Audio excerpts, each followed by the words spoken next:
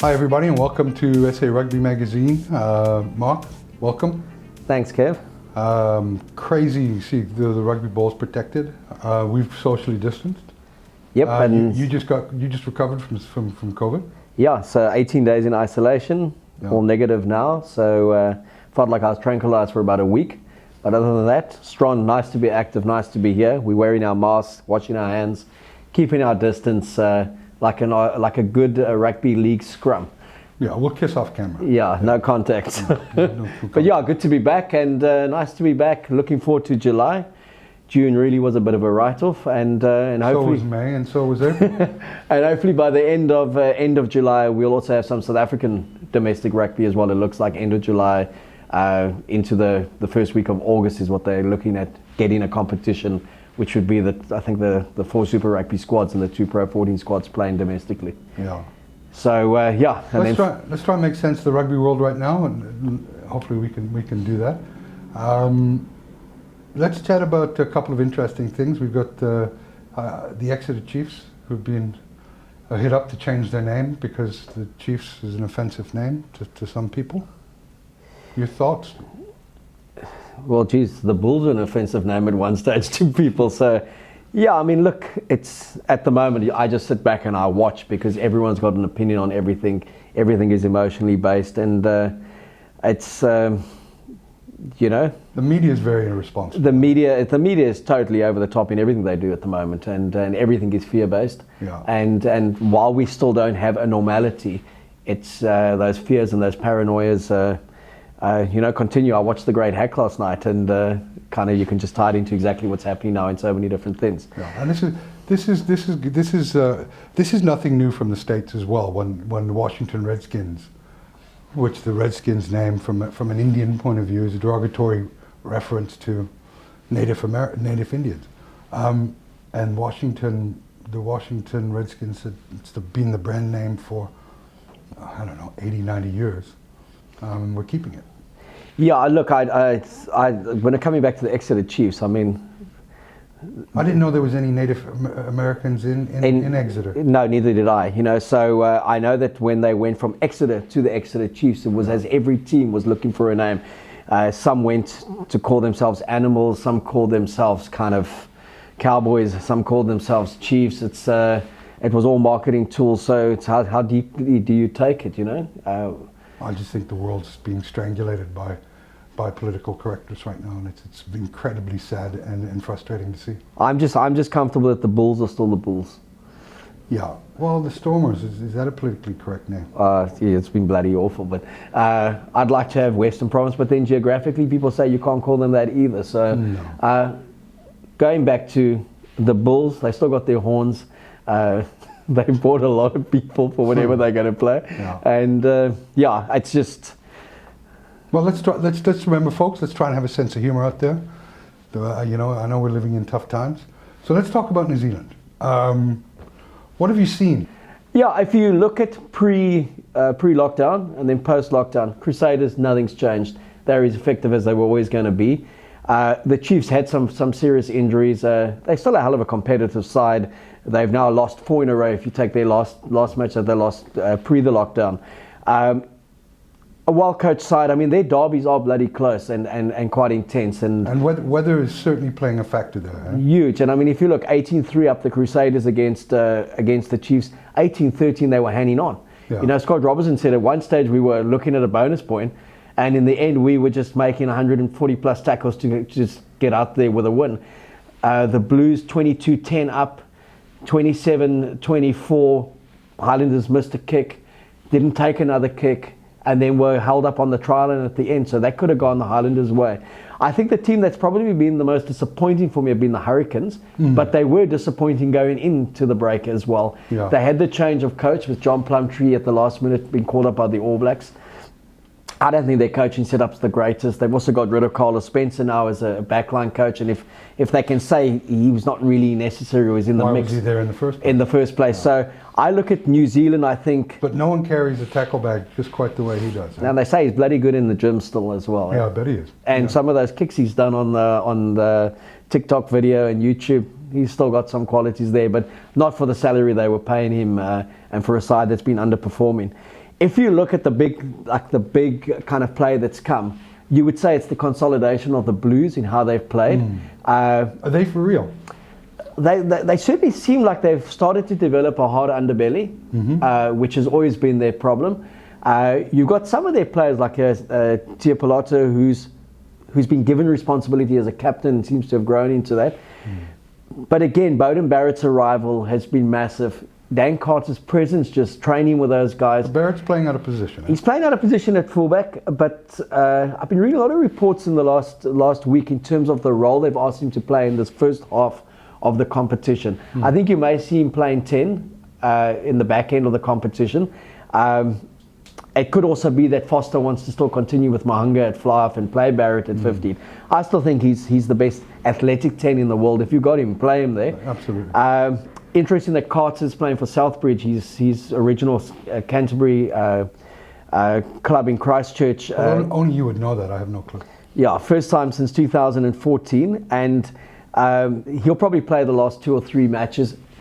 The most significant thing is the last match of the eight matches that they'll all play is the Crusaders against the Blues at Eden Park. So there's no final in this. And as Scott Robertson said too, when there was a critique that there should have been a playoff, he said you've got 8 bruising matches home and away. Yeah. That's enough for and there's going to be a North versus South All Black trial on the 29th. So the one thing that will benefit New Zealand more than South Africa and Australia is that they've really got a head start on us. So if there is a rugby championship, even if it's in a shortened version, they will be hard to beat. They'll be battle hardened. I don't rate their coach, but they've got a good set of players, and there's some very good youngsters coming through in the Chiefs, some coming through in the Blues. They kind of time with the core player that is there.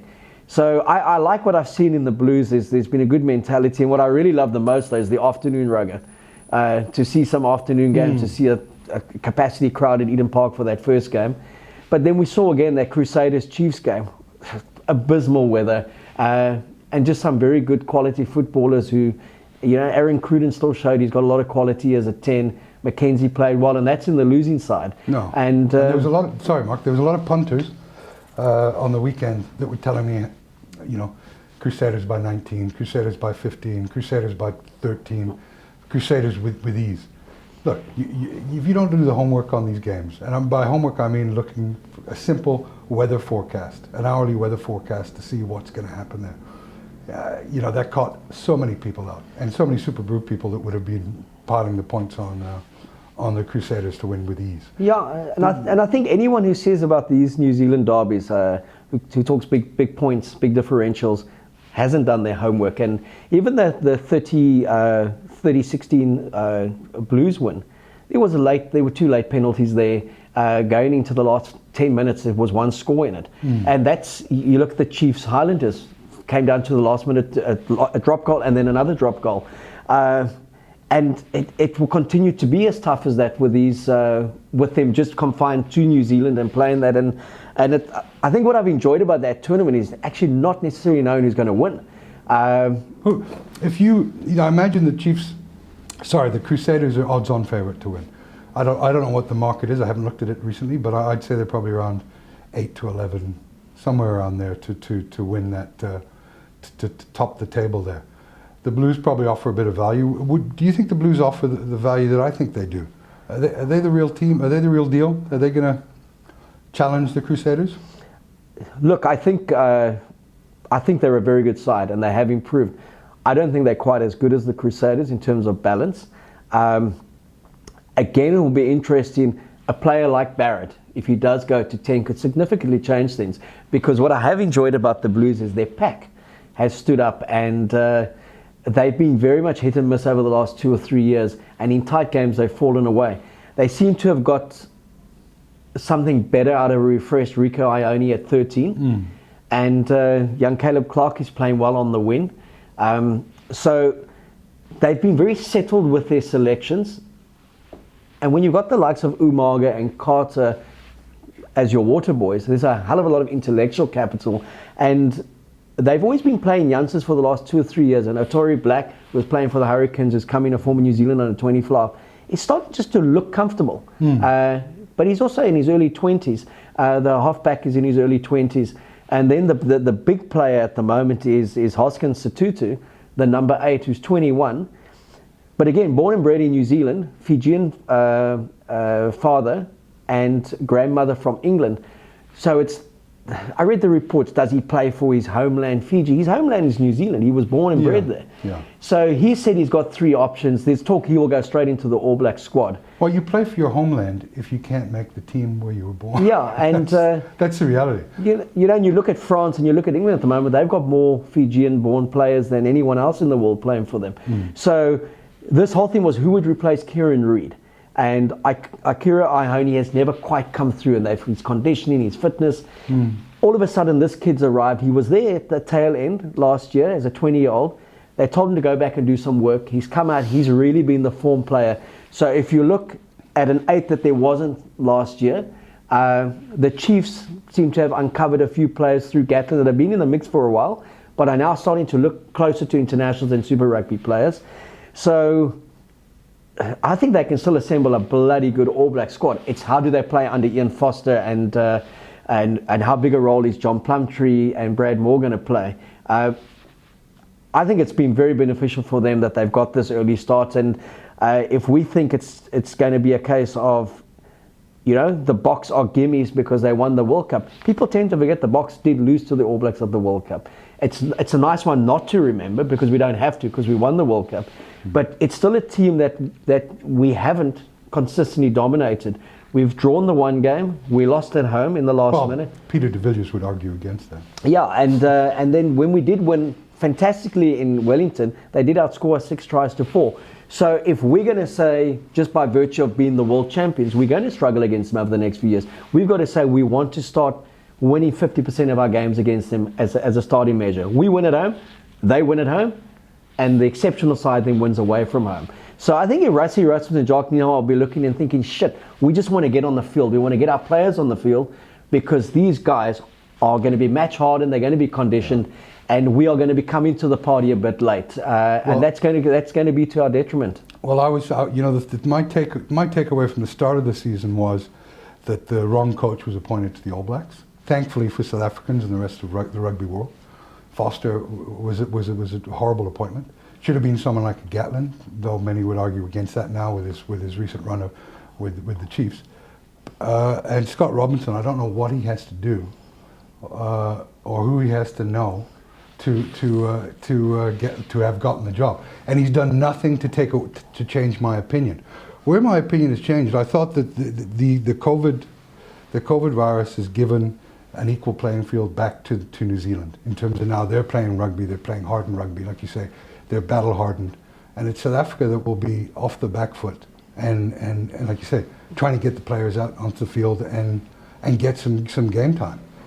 Because at the beginning of the season I thought it was, you know, the New Zealand were in for a torrid time, but COVID sort of changed that whole scenario for me. Yeah, it's been like a huge saver for them post the World Cup as well. It's like they've managed to consolidate their domestic game and go into an All Black trial. Well, they'd even eradicated COVID, and two English people came along into the country. So they must be like, oh my God, they've knocked us out of the World Cup, and then they've reintroduced COVID. But if you just look at, I think what it's also shown is, and we spoke about this a while ago, less is more. And there is a place for a strong domestic competition in one's country. So it's like looking at the old NPC, seeing these teams play. And if we have this shortened version now, it will be like those Glory Day Curry Cups where there's 6 teams and they're all bloody good and they can all win home and away. And you get a better quality of national team that comes out of that. You know what Robinson also said is when they questioned this, are 8 matches enough? He said, yeah, it's not the Sunwolves. He said it's the Chiefs, it's the Hurricanes, it's the Blues, it's unrelenting. Of course. And then it's an All Black trial. And it would be the same if it's the Sharks, the Lions, the Bulls, the Cheetahs. And they're also playing deeper into the winter. And I'm under the assumption that if we start rugby again, it's going to be in these types of conditions. Yeah. So it's giving them great preparation for an international season. Without a doubt, and I think we will get a rugby championship, and it'll be that shortened version. Who knows what's going to happen later on in the year, because that will all depend on international travel and who can go in and who can go out of Europe. But I think their focus is on basically getting their domestic game strong again, and then starting that 4-year build-up through that. And just by default, they've got a head start on South Africa and very much so on Australia. Yeah, well, who cares about Australia? I'm sorry. Well, apparently the Australians don't care about Australia. No. I mean, there's this talk of this hybrid game between the Kangaroos and the All Blacks. It's absurd. 14 players aside, no lineouts, no scrums. Then it's a game of rugby league, isn't it, with an extra player? Of course. So it's like Australia focused on getting the Wallabies strong. New Zealand focused on trying to get back to 1 in the world. They were knocked out in the semi-finals. They rank 3 in the world at the moment. They've got some work to do. And in this country, we just want to focus on getting back on the field and getting some rugby going. Absolutely. Mark, thanks for coming in. Glad to see you healthy. And to our viewers out there, thanks. Stay safe and don't be so paranoid.